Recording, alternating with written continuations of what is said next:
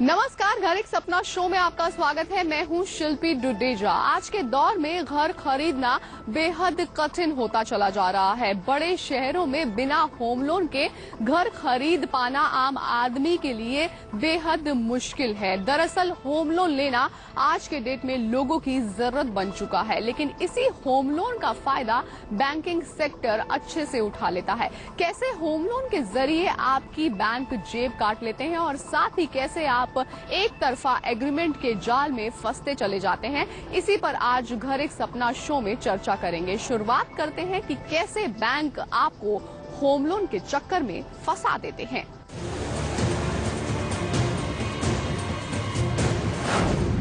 Home loan ले रखा है तो सावधान हो जाएं। बैंक कहीं आपको चूना तो नहीं लगा रहा। आपको दी जाने वाली सर्विसेज में झांसा तो नहीं। कहीं आप जरूरत से ज्यादा ईएमआई तो नहीं दे रहे। आज होगा बैंक के बड़े खेल का पर्दाफाश। हम बताएंगे बैंक के खेल में आप कब, कहां, कैसे फंस सकते हैं। सिद्धार्थ चौधरी ने साल 2008 में अपने घर के लिए एक जाने माने और विश्वसनीय सरकारी बैंक से 30 लाख रुपए का लोन अप्रूव करवाया और घर खरीद लिया। सिद्धार्थ ने बैंक से लोन लेते वक्त फ्लोटिंग रेट पर ब्याज दर 12.5% लॉक करवाई थी, लेकिन साल 2010 में आरबीआई की ब्याज दरों में कटौती के बाद बैंक की ब्याज दर 10.50% तक पहुंच गई।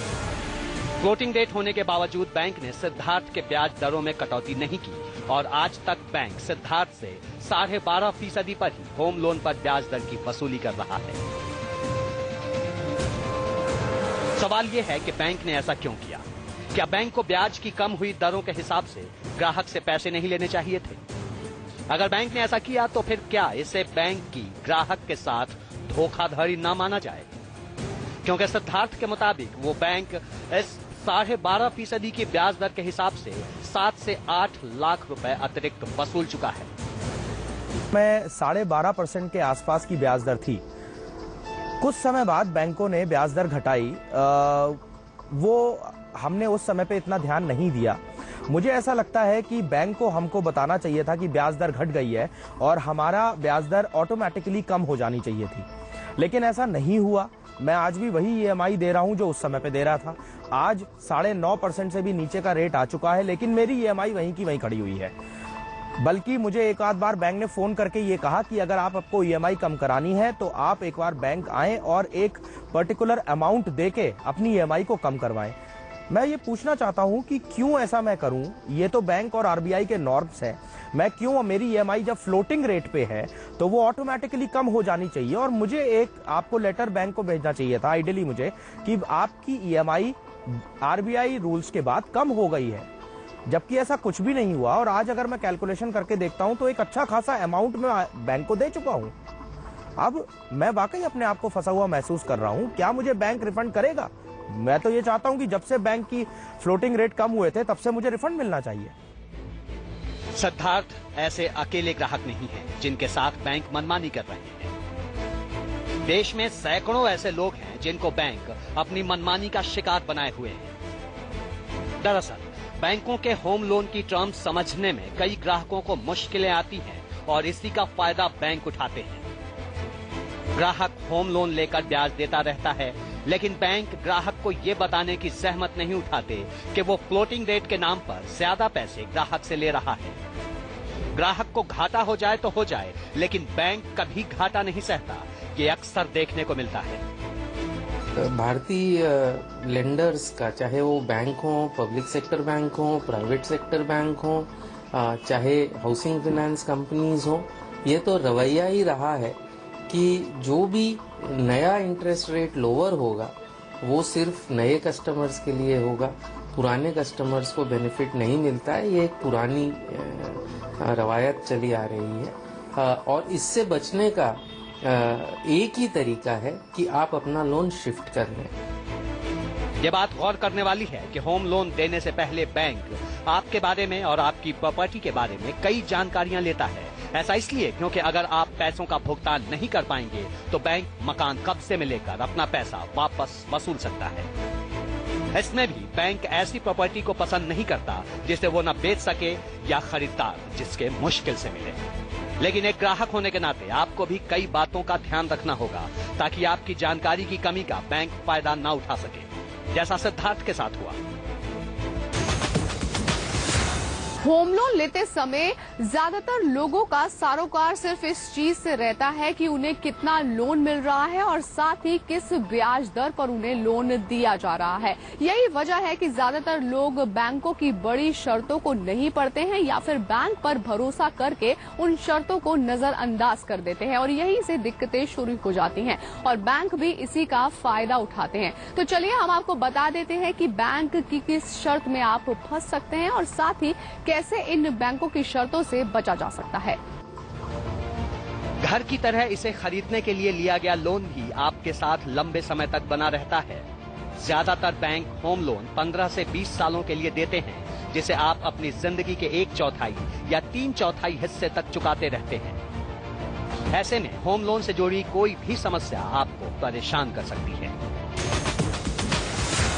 ग्राहक जब एग्रीमेंट साइन करते हैं तो हमने एक एग्रीमेंट को पढ़ा और हमने कई ऐसे क्लॉजेस निकाले जो वन साइडेड होते हैं, जो बैंकिंग सिस्टम है उसकी तरफ रहते हैं।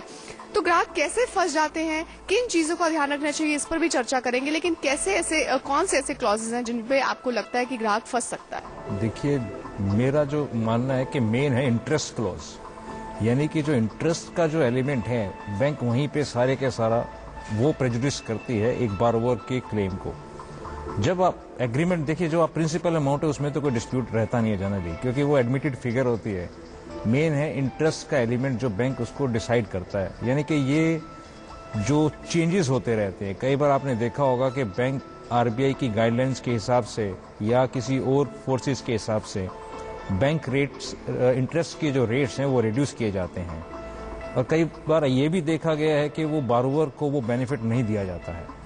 वो सिर्फ एक सेट फॉर्मेट है जिसके ऊपर वो ईसीएस पेमेंट जा रही है और सिंपल क्या होता है, उसका जो बेनिफिट है वो या तो कस्टमर बारोवर जाके रोज हर साल या 6 महीने बाद रिव्यू करे।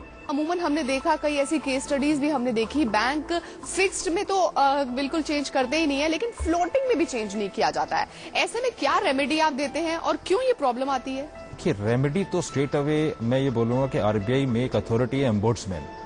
आप जो भी रेमेडी है बैंक से रिलेटेड जो भी आपकी ग्रीवेंसेस है, यानी कि वो आप ही के लिए, यानी कस्टमर्स के लिए, बारोवर के लिए वो रेमेडी बनी हुई है। तो आप अपना जो ग्रीवेंस है वो वहां पे आप रेज कर सकते हो, लेकिन आपका ग्रीवेंस जेन्युइन होना चाहिए। इन द सेंस ये जो बेनिफिट है, जैसे कि आपने कहा रेपो रेट का जो बेनिफिट है, यानी कि ये वो रेट होता है जो बैंक आरबीआई जो है बैंकों को जिस रेट ऑफ इंटरेस्ट पे वो पैसा देता है, उसके बाद वो बैंक आगे वो पैसा बारोवर्स को देता है।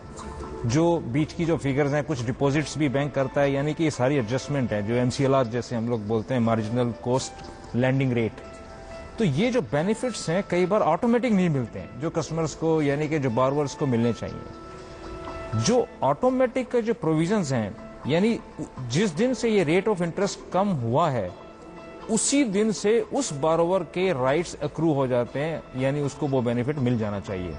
अगर वो नहीं मिलता है, सपोज जैसे कि अभी आपने कहा ईसीएस पेमेंट के थ्रू, तो आप मान लो पेमेंट कर भी रहे हैं तो आप बैंक में एप्लीकेशन देके अपना बेनिफिट टेन्योर के रूप में ले सकते हैं।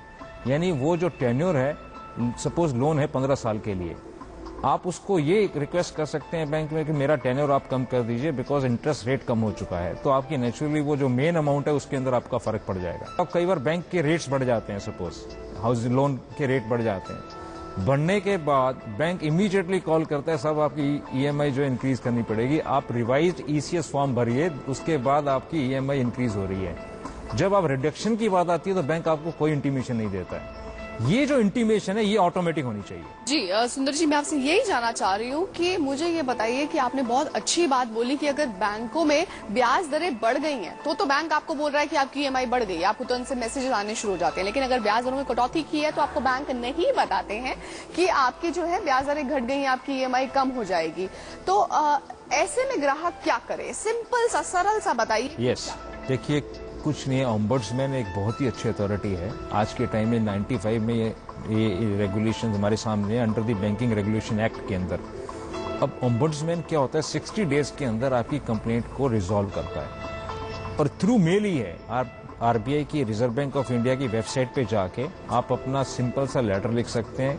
आप अपना लोन अकाउंट नंबर मेंशन कीजिए, ईएमआई मेंशन कीजिए एंड स्ट्रेट अवे ग्रीवेंसेस लिखिए, साहब मेरा बैंक जो रेट ऑफ इंटरेस्ट है वो 12% से या जो 9.5 जो भी प्रिवेलिंग है नहीं किया है। सो मेरे को जो बेनिफिट बैंक डिनाई कर रहा है, बैंक कोई आंसर नहीं कर रहा है, तो बैंक, क्योंकि ओम्बड्समैन बैंक को कॉल करता है, कस्टमर को कभी कॉल नहीं करता है। This is the major advantage. ये इनएक्सपेंसिव है, इसके लिए कोई भी पैसा कस्टमर्स का, बॉरोवर्स का नहीं लगता है। सबसे मैं बार बार ये कहूंगा, ये इनएक्सपेंसिव है, पैसा बिल्कुल नहीं लगता है, स्पीडी है, बहुत ही स्पीडी है। यानी 60 डेज के अंदर आपका ग्रीवेंसेस सॉल्व हो रहा है और पीछे से रेट्रोस्पेक्टिव इफेक्ट से जो आपको बेनिफिट मिलना चाहिए वो लोग ये ओम्बड्समैन के थ्रू ही आप अवेल कर सकते हैं। बैंक होम लोन दो तरह के ब्याज दरों पर देते हैं, फिक्स्ड और फ्लोटिंग। लोन अगर फ्लोटिंग रेट पर लिया गया हो तो इसे बदलने का अधिकार बैंक के पास होता है, लेकिन फिक्स्ड रेट पर लिए गए लोन में बैंक कोई बदलाव नहीं कर सकता। बावजूद इसके कई बैंक फिक्स्ड रेट के लोन की दरों में बदलाव का अधिकार अपने पास रख लेते हैं, वो भी आपसे कागजात साइन करवाकर, जिसे कोई भी होम लोन लेने वाला कभी नहीं पढ़ता। लोन के प्री पेमेंट पर लगने वाली पेनल्टी के प्रावधान भी काफी महत्वपूर्ण होते हैं। ये पेनल्टी बची हुई राशि के 1 से 5% के बीच होती है, लेकिन कई बैंक लोन के प्री पेमेंट पर पेनल्टी चार्ज नहीं करते। अगर आपको लगता है कि आने वाले वक्त में आप प्री पेमेंट कर सकते हैं तो पेनल्टी न लेने वाला बैंक चुनें, क्योंकि बैंकों के होम लोन में ये भी शर्त होती है कि अगर आप अपना लोन किसी और बैंक में ट्रांसफर करवाते हैं तो आपसे शिफ्टिंग फीस वसूली जाएगी और ये फीस लोन के आधा से 1% तक हो सकती है, जबकि कई बैंकों में ऐसी कोई बाध्यता नहीं होती। ईएमआई का चेक बाउंस होने पर पेनल्टी का प्रावधान भी लोन की शर्तों में शामिल होता है। इसके बारे में जानकारी होना भी बेहद जरूरी है। कई ऐसी छोटी मोटी जानकारियां हैं जो आपके लिए काफी अहम होती हैं, जिसे आप होम लोन एग्रीमेंट पढ़कर जान सकते हैं। इसलिए होम लोन लेते समय किसी लीगल एक्सपर्ट की राय लेना बेहतर होता है।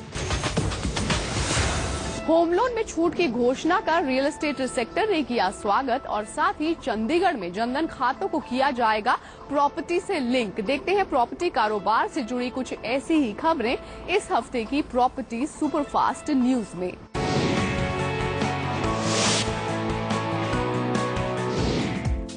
नोटबंदी के बाद प्रधानमंत्री नरेंद्र मोदी की 9 और 12 लाख रुपए तक के होम लोन पर छूट की घोषणा का रियल एस्टेट सेक्टर ने स्वागत किया है। दरअसल होम लोन में छूट के साथ साथ रूरल सेक्टर में हाउसिंग का टारगेट बढ़ाने से देश में घरों की कमी सबसे अधिक ईडब्ल्यूएस और एलआईजी कैटेगरी में है। लगभग 95% कमी ईडब्ल्यूएस और एलआईजी कैटेगरी में है। इसलिए प्रधानमंत्री द्वारा होम लोन में सब्सिडी देने से पहले 6 लाख रुपए तक के होम लोन को क्रेडिट लिक्विडिटी सब्सिडी दी जाती थी, जिसे अब प्रधानमंत्री ने बढ़ाकर 9 से 12 लाख रुपए तक कर दिया है।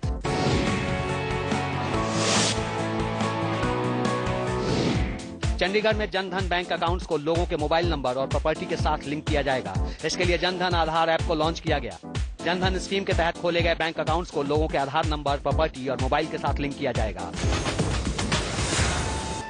घर एक सपना शो के जरिए हमारी ये पूरी कोशिश रहती है कि आप अपने घर को लेकर किसी भी झांसे का शिकार ना हो, आपका पैसा सुरक्षित रहे और वाजिब दाम पर आपको आपका घर भी मिल जाए। इसी उम्मीद के साथ आज के एपिसोड में बस इतना ही। लेकिन अगर आपके प्रॉपर्टी से जुड़े कोई भी सवाल हैं या फिर कोई सुझाव आप हमें अपना भेजना चाहते हैं या अपने बिल्डर के खिलाफ हमसे शिकायत करना चाहते हैं तो हमें तुरंत से ईमेल कर दीजिए घर@itvnetwork.com पर। आप चाहें तो हमसे फेसबुक पर भी जुड़ सकते हैं हमारे घर एक सपना पेज के जरिए। हमें ट्विटर पर भी जरूर फॉलो कीजिए, हमारा हैंडल है घर एक सपना। अगले हफ्ते फिर होगी आपसे मुलाकात रियल एस्टेट बाजार से जुड़ी नई जानकारियों के साथ। तब तक की take care and keep watching India news.